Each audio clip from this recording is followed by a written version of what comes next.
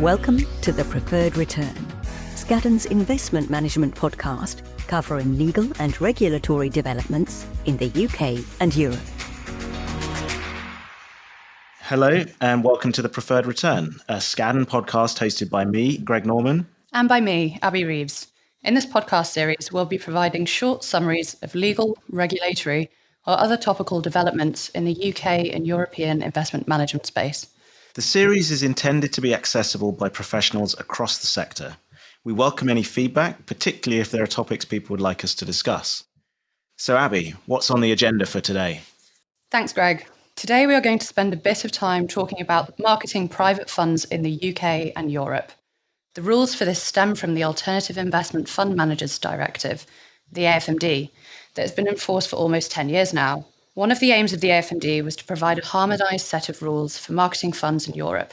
However, the result, particularly for fund sponsors outside of the EU, has been quite different.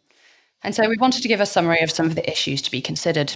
That's right, Abby. The AIFMD was enacted in response to the global financial crisis and the view, particularly in the minds of EU regulators, that the actions of private funds were among the causes of that crisis. For the first time in Europe, there was a unified set of legislation governing the alternative fund sector. Alongside the requirements that the AIFMD brought into place, it also introduced a so-called marketing passport. The idea was for a simplified, regulated process to allow private funds to access all European professional investors. The AIFMD also had a significant impact on non-EU funds. Although the AIFMD contemplated a marketing passport for non-EU funds, this never happened. In the absence of this regime, the AIFMD contemplated that each member state could choose to implement a regime for the marketing of non-EU funds in their jurisdiction.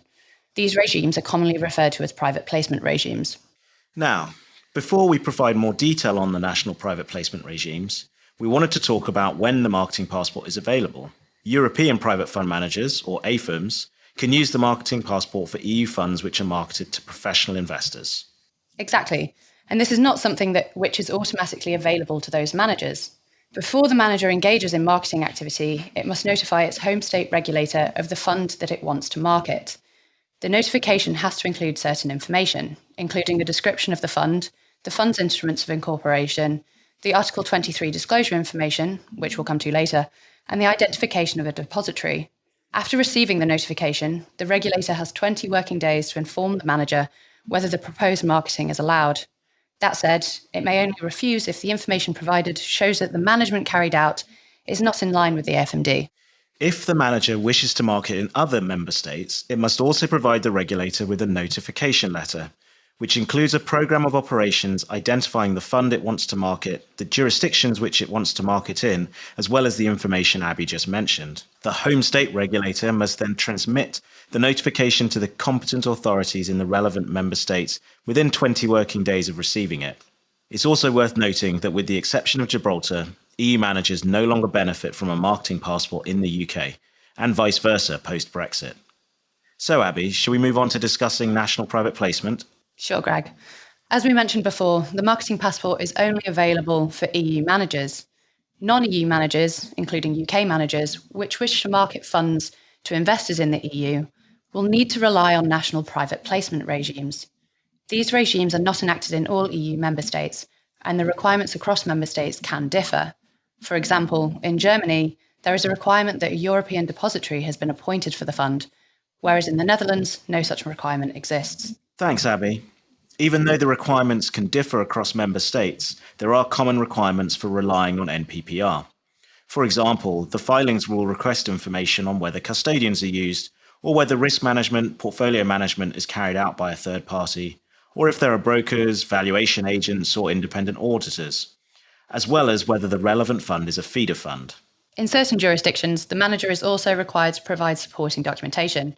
While the requirements are different, managers may be expected to provide private placement memoranda, certificates of formation, investment management agreements, and also to produce Article 23 disclosures for the fund.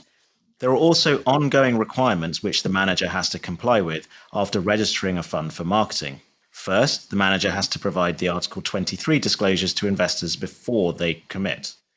The manager will also have to make ongoing disclosures to investors, as well as reports to regulators. Third country managers who register their funds for marketing in the EU will also become subject to the AIFMD's asset stripping rules and sustainability-related regulations. Taking first the Article 23, or pre-investment disclosures, we would usually expect to see these in the offering document or in a supplement. The information which needs to be covered is fairly extensive and includes details relating to the investment strategy of the fund, any leverage arrangements, details regarding any service providers, valuation procedures, and fees borne by investors. The ongoing reporting requirements require a manager to prepare an annual report, which must be distributed to investors and made available to regulators on request. The report should include typical accounting information, including a balance sheet, a statement of assets, and also the income and expenditure account for the financial year. But the annual report should also include information about the remuneration paid by the manager to its staff, and this information will need to be in line with Level 2 AIFMD regulations. The regulatory reporting, which the manager is obliged to carry out, largely focuses on how the assets are managed, such as whether any special arrangements are in place for illiquid assets, and the risk management systems in place. This is not dissimilar from the Form PF reporting in the United States. In the UK, the frequency of the regulatory reporting will differ depending on the size of the manager. Where a manager has a total AUM in excess of £1 billion, then they will be obliged to report on a quarterly basis, whereas smaller managers may only have to report half-yearly or annually. If a fund is registered for marketing, it and its AIFM will also be subject to the AIFMD's asset stripping rules. This applies where a fund acquires a UK or EU company.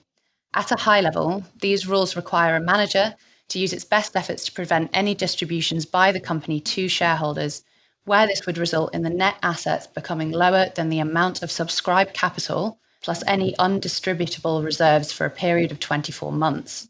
This is important as it can, for example, impact post-deal structuring plans. Private fund managers should also be aware that if they market funds in the EU, they'll be also subject to the EU's SFDR, the Sustainable Finance Disclosure Regulation. Currently, the UK's equivalent rules would not apply to a non-UK manager. Thanks, Greg. So now we've covered the marketing passport and national private placement at a high level. Are there instances when reliance on these regimes will not be available? Yes, unfortunately.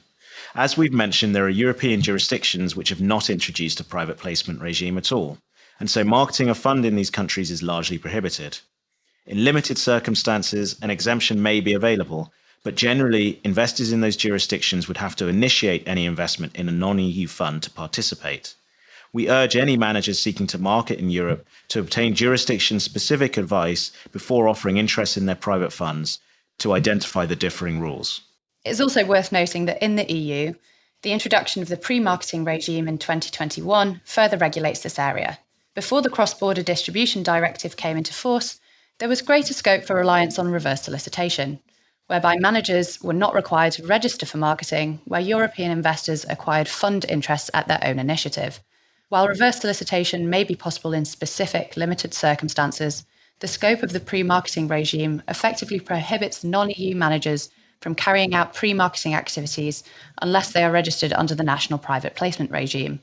Certain EU jurisdictions also permit non-EU managers to notify the national regulators of their pre-marketing activities. But again, advice must be obtained on a jurisdiction-by-jurisdiction basis. That's right.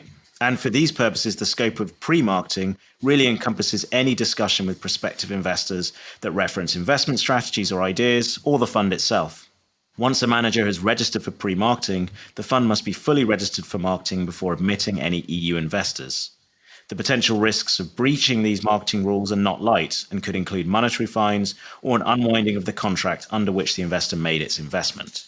However, managers wishing to reach out to investors in the UK should also be mindful of the UK's financial promotion regime, which may capture activities which do not fall within the UK AIFMD's marketing regime. Thanks, Abby. And that brings us to the end of our summary. We've tried to provide a simple explainer of the rules applying to marketing funds in Europe. But as you can see, the rules are relatively complex, and so marketing plans should be thought through carefully, factoring in the particular circumstances of the fund and the manager. We really don't think there is a one solution for all managers, but it isn't as painful as it might sound. Thanks again for listening, and we look forward to you tuning into our next episode. This was The Preferred Return. Stay invested. Thank you for joining us on The Preferred Return. If you enjoyed this conversation, be sure to subscribe in your favourite podcast app so you don't miss any future episodes. Additional information about Skadden can be found at skadden.com.